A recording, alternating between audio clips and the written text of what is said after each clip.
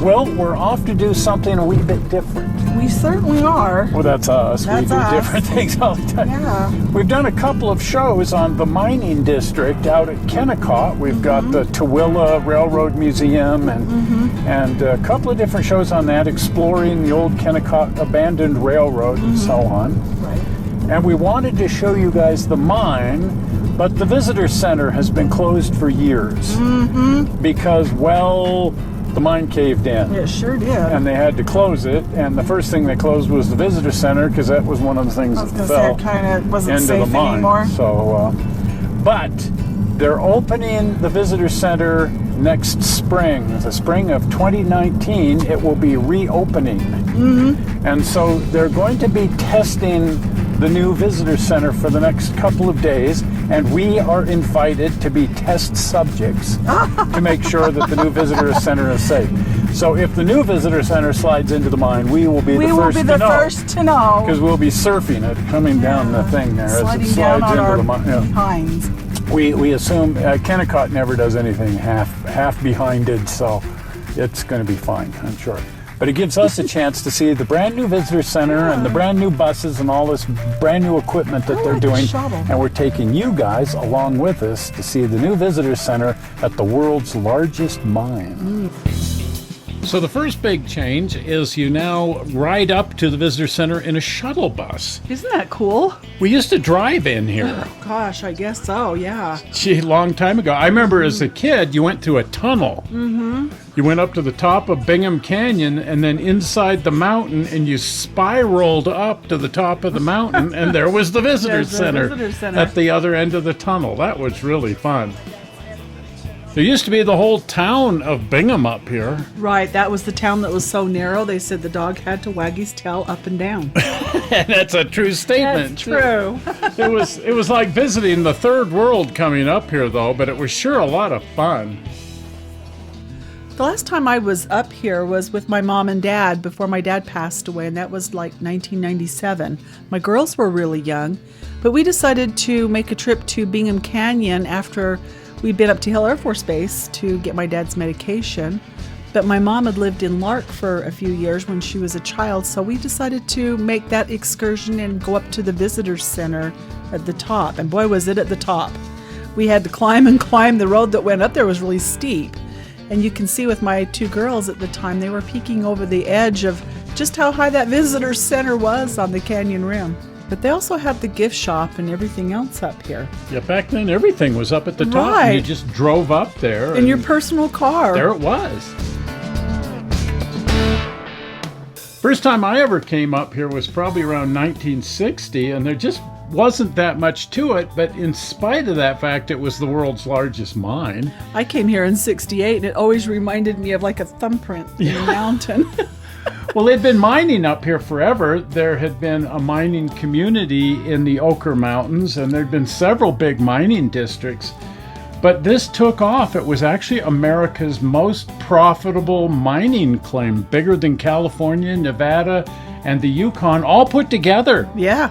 And there were all these little towns up here, but the big pit was the score here, and it just made so much money that it pushed everything else out. The mining was always done by railroad, and in the early days they used steam locomotives, of course. But by the time I first came up here, they had just switched everything over to electric locomotives. And then they switched everything over to diesel and got rid of the railroads entirely and started using the same big shovels. I think they were electric shovels, but they put in these huge diesel trucks to haul the material out of the mine, and it started to expand very rapidly. It went from 1,000 feet deep to 2,000 feet deep in just no time at all, and still continued to expand and expand and expand, and pretty soon it was 3,000 feet deep, and they were well on their way to reaching 4,000 feet. But about the time they were reaching 4,000 feet, the sides had become so sheer that they started running into problems.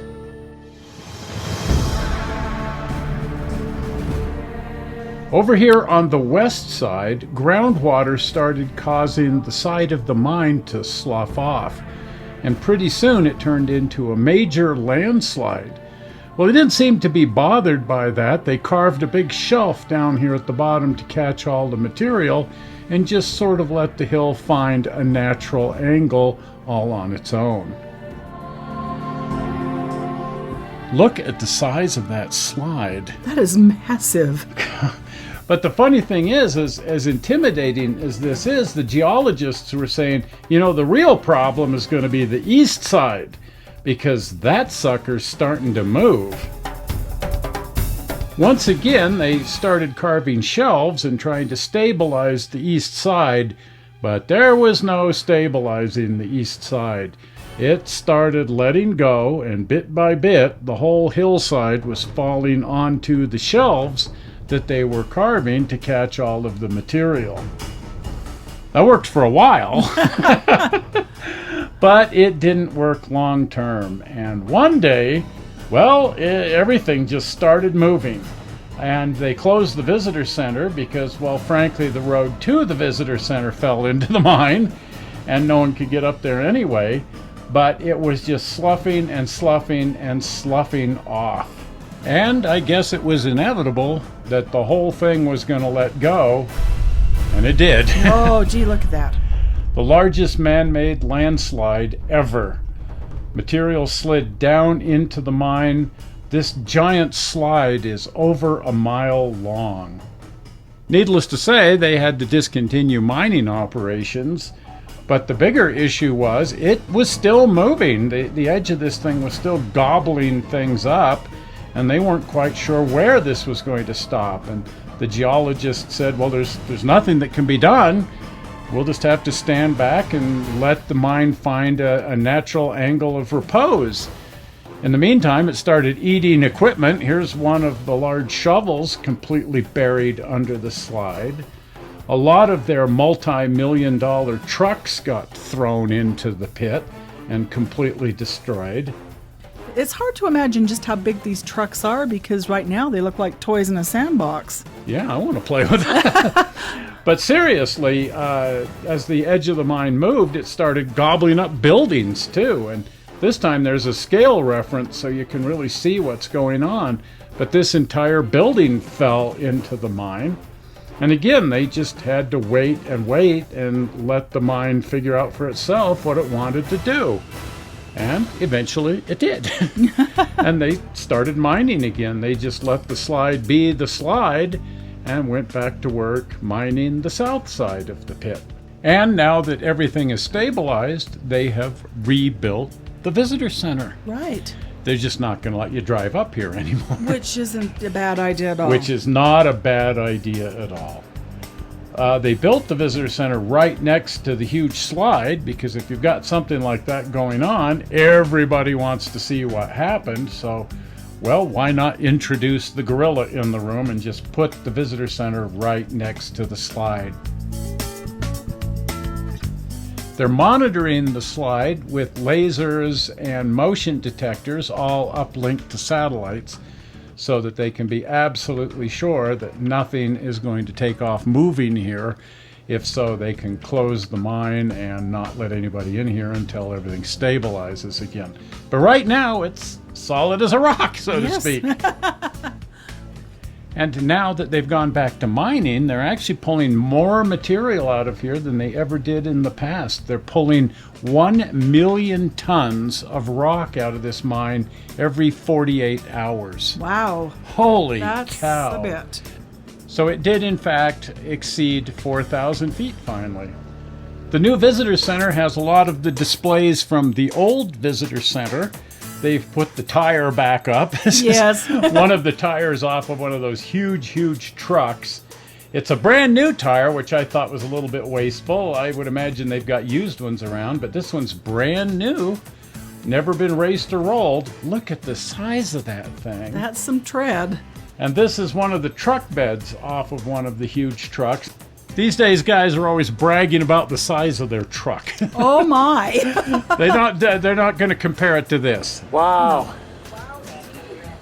That's a big truck. Now, I've always said a truck that can't haul a 4x8 sheet of plywood can't legally be called a truck. But looky there, I'm on board. And this is the bucket off of one of their big shovels. Really puts that into some sort of perspective. Just imagine what the entire shovel is like standing next to that if the bucket is this large. It's just absolutely huge. It's as big as some people's houses. Yes, no kidding. And they've got some old equipment set up. They've got this mucking machine. This is how they used to mine up here. Yes, talk about a thimbleful. Jeez. Kind of fun that we get to be the first victims up here to try out the new visitor center. Well, that's us. That's us. Lucky us. But from here you can certainly appreciate the scope of this gigantic pit. It's hard to imagine that this is the same mine we used to come up here and see when we were kids. No kidding, the thumbprint in the mountain. Doesn't look anything like that anymore. No, it doesn't. From up here you can observe the entire operation of the mine. These towers along here are drilling rigs, and they drill down 12-inch holes several hundred feet and then fill it with explosives.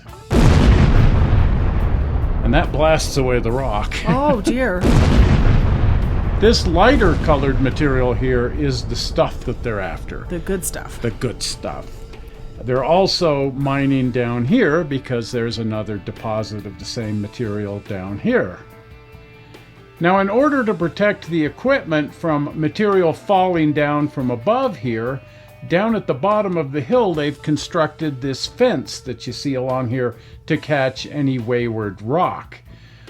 But on close examination, you can see it's actually a double stack of old containers, old shipping containers. Oh my. And that does keep most of the material off of the road. The big shovels are then used for mucking, scooping up the loose material and loading it into the gigantic trucks. Now, most of this stuff is just taken out of the pit and dumped down a hill because it's worthless. But the good stuff, the stuff that they want, is transported by these large trucks to a rock crushing facility, which breaks the rock into pieces about the size of basketballs. The crusher is this big vertical shaft in the middle of this structure, and the rock is dumped in at the top, crushed down into the smaller pieces, and then it emerges down at the bottom of this on a conveyor belt. And the conveyor belt goes into an old railroad tunnel that comes out on the other side of the hill. The other end of the tunnel is clear over here in the little town of Copperton, and the conveyor belt emerges here. You can actually see the original railroad tunnel, the shape of that, where the conveyor belt comes out. The trains used to come through here carrying this same material. Now it's on a conveyor belt instead. When they first built this thing, it was considered quite an engineering marvel, this conveyor belt that replaced an entire railroad. So it has to haul a lot of material right through the town of Copperton over to the Copperton concentrator.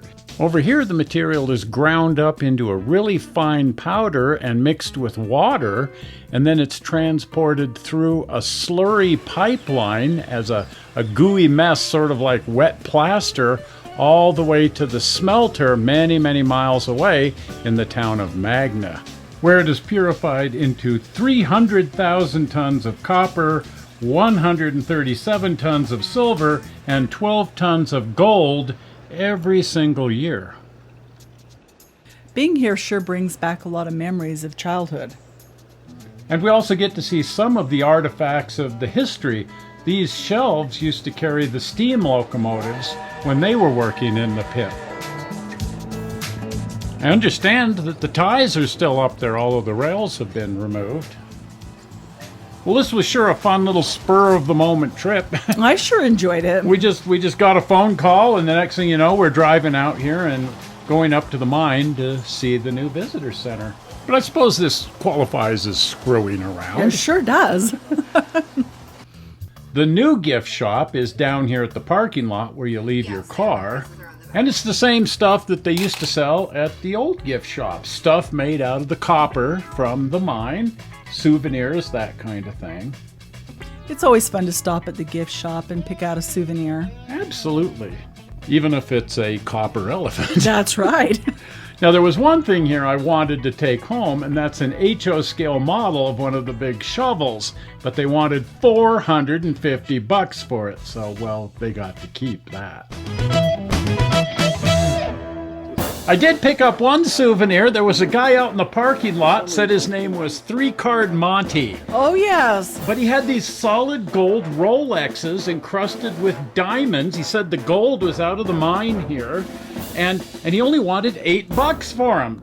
Well, that was really cool. That was neat. Wow. Oh, my. You know, that mine was the biggest mine in the world clear back in the 60s when it was a third the size that it currently is. It used to remind me of a thumbprint. It wasn't that big. It was massive. I mean, you're sitting there going, holy cow, and now you just...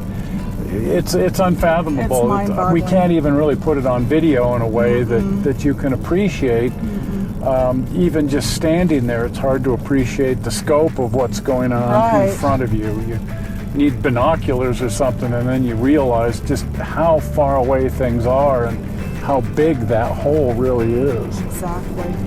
And it's neat that the visitor center is finally open again. Yay. I mean, it's not really open just yet. It'll be open next spring, 2019, but we got to go in early because we're lucky that way.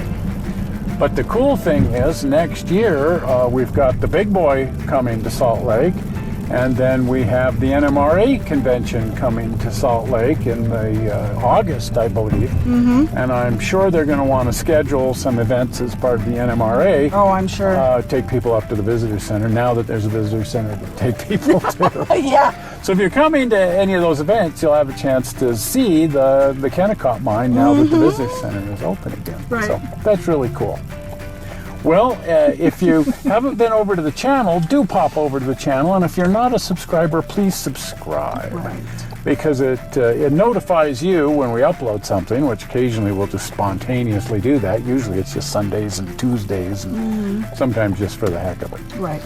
And the easy way to get notified is to click the notification bell that you get after you subscribe. And the subscribe button's coming on right now. You ready for it? Zoing! Big blue button right there says subscribe. Well, we're not sure how you found this movie on the internet. We hope you didn't find it boring. And we will see you here again in a couple of days with the Collector's Attic. We'll see you then. See you, Bye-bye. bye.